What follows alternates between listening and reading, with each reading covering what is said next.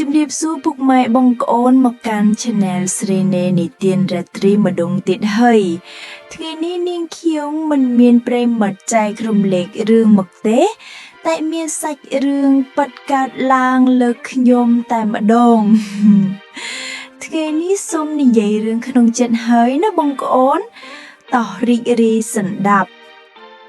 នៅក្នុងកម្មវិធីជប់លៀងដឹកសពរបស់ក្រុមហ៊ុនដែលមានបុគ្គលិកជាង 1000 នាក់ចូលរួមក្នុងពេលនោះខ្ញុំបានចាប់ចិត្តជាមួយបរិមរូបសង្ហាម្នាក់ដែលបាននិយាយគ្នាលេងនិងទាក់ទងបែបអ្នកធ្វើការជាមួយគ្នាក្រោយពីចប់កម្មវិធីជប់លៀងជាមួយមិនរួមការងាររួចខ្ញុំក៏បានរៀបខ្លួននិងត្រឡប់ទៅផ្ទះវិញប៉ុន្តែមិនឃើញមិត្តភ័ក្តិដែលមកជាមួយខ្ញុំសោះស្របពេលនោះមិត្តភ័ក្តិរបស់បរិមរូបសង្ហាក៏បាននាំគ្នាត្រឡប់ទៅវិញអស់ដូចគ្នាសល់តែខ្ញុំនិងគាត់ប៉ុណ្ណោះខណៈនោះដែរគាត់បានដើរមកជិតខ្ញុំហើយខ្សឹបដាក់ត្រចៀកខ្ញុំ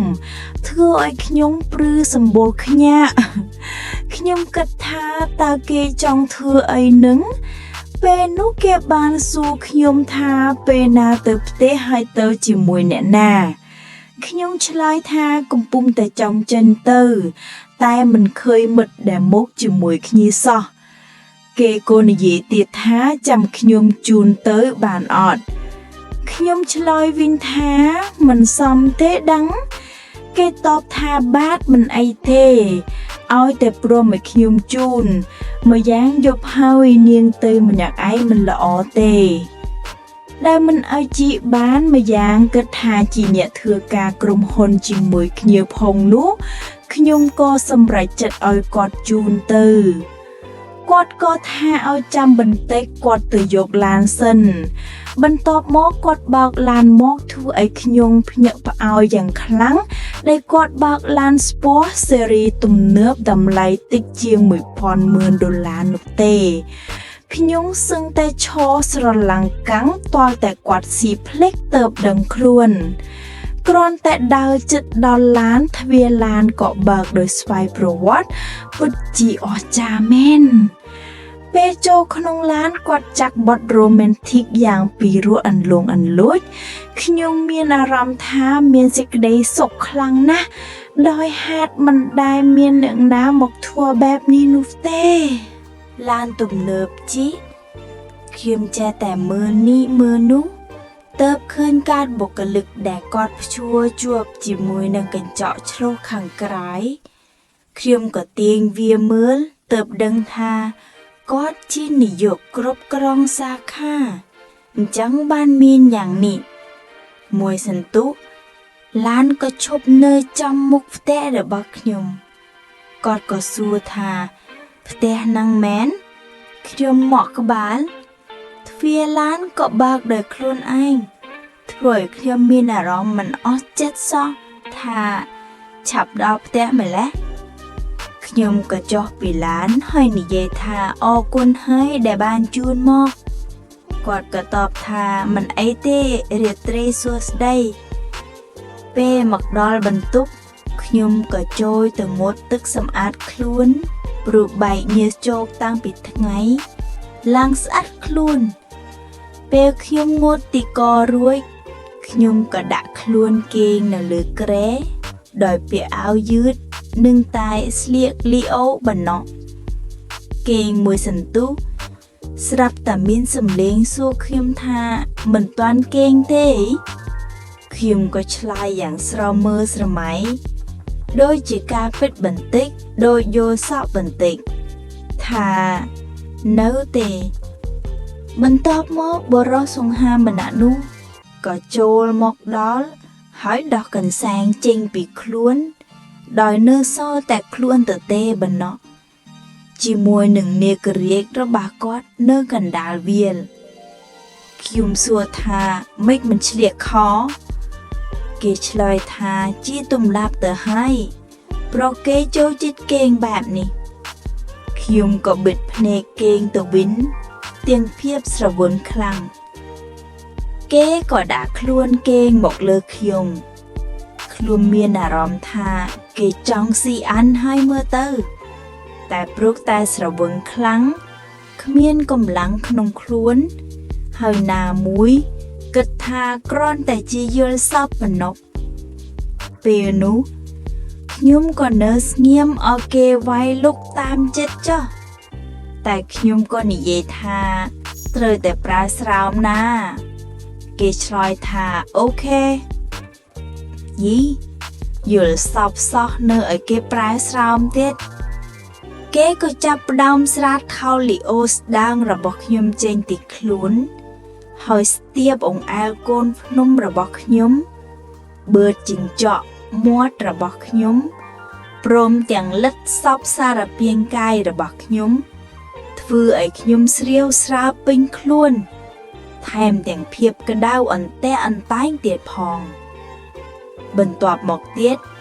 គេក៏ចាប់ផ្ដើមអោនចក់ប្រឡែងជាមួយរូងភ្នំពេលនាងស្មៅដោះពីលើ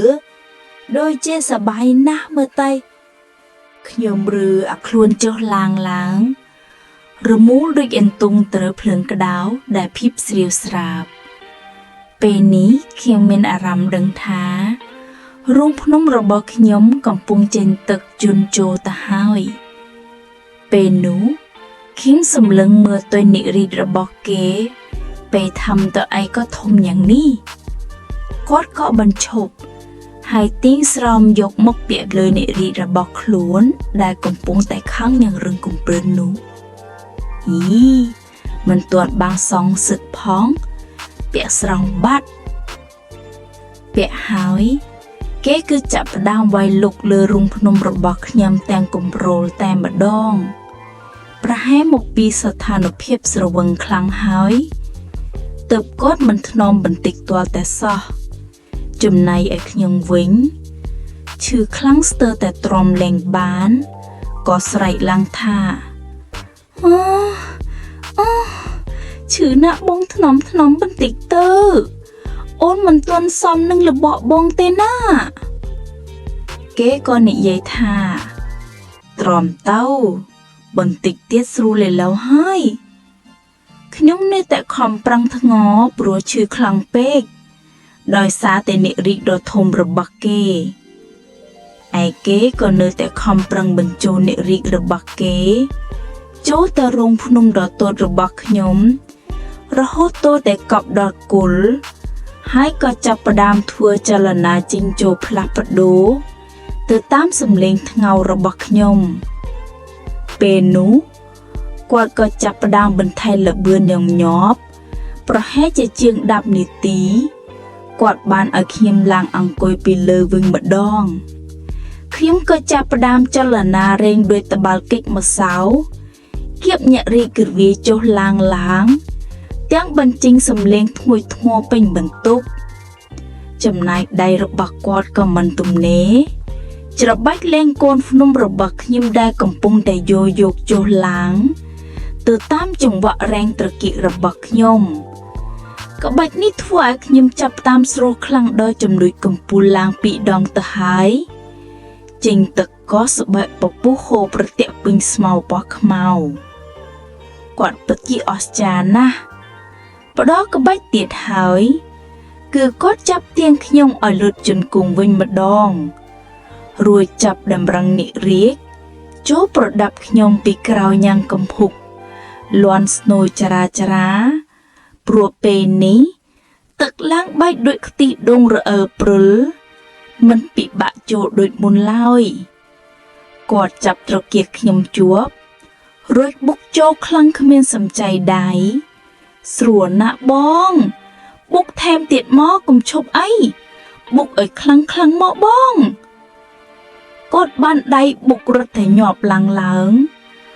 រហូតចេញទឹកពេញក្នុងរូងភ្នំរបស់ខ្ញុំហើយក៏ដេកទ្រពឲ្យខ្ញុំនៅពីលើទាំងដង្ហើមហត់កខុគាត់ដេកអោបខ្ញុំបែបនេះប្រហែលជា10នាទីខ្ញុំមានអារម្មណ៍ថាអាវុធរបស់គាត់កំពុងតែរីកមាឌឡើងរឹងទៀតបាត់ទៅហើយព្រោះគាត់កំពុងតែតម្រង់ញ័រពីក្រោយរកផ្លូវចូលម្ដងទៀតហើយពេលនេះគាត់ចាប់ផ្ដើមយកខ្លួនជាថ្មីម្ដងទៀតចំណែកខ្ញុំអស់ដៃអស់ជើងហើយ បានត្រឹមតែដេកចាំទទួលការបុករកពីគាត់តែប៉ុណ្ណោះគាត់វាសម្រុកខ្លាំងទាល់តែបានសម្រេចជាលើកទី2មិនទាន់បាត់ហត់ផងលោកអើយក្នុងរយៈពេល1ម៉ោងគាត់វាប្រហាររហូតធ្វើឲ្យខ្ញុំនេះគ្មានកម្លាំងសូម្បីតែងើបបង្គុយដល់ថ្នាក់វាចូលទៅលើគ្រែសឹងតែមិនបានតែគាត់វិញមើលទៅនៅធម្មតាដដែលពិតជាអស្ចារ្យមែន2ដងនៅខ្លាំងយ៉ាងនេះគាត់ជួយគ្រាខ្ញុំដាក់លើគ្រែហើយគាត់បានគេងអោបខ្ញុំហើយនិយាយថាស្រួលខ្លាំងទេអូនខ្ញុំគ្មានកម្លាំងសូម្បីនិយាយតបទៅវិញទេក៏សំងំគេងលងលក់ទៅរហូតដល់ម៉ោង7:10ទើបខ្ញុំភ្ញាក់ពីគេងពេលនោះខ្ញុំខំស្រវាចាប់តែបបុតដែលនាំខ្ញុំឡើងឋានសួគ៌កាលពីយប់មិញតែមិនឃើញសោះដោយបាត់ភ្លើឡាងបាត់ស្នេហ៍ខ្ញុំក៏មិនអស់ចិត្តព្រោះគិតថាជាការពិតក៏លោកមើលសាមជោគតែម្ដងទើបខ្ញុំដឹងថាចាន់បោកយកសបាត់ហាចប់សូមជួយ Subscribe Channel ម្នាក់មួយផងចាសូមអរគុណ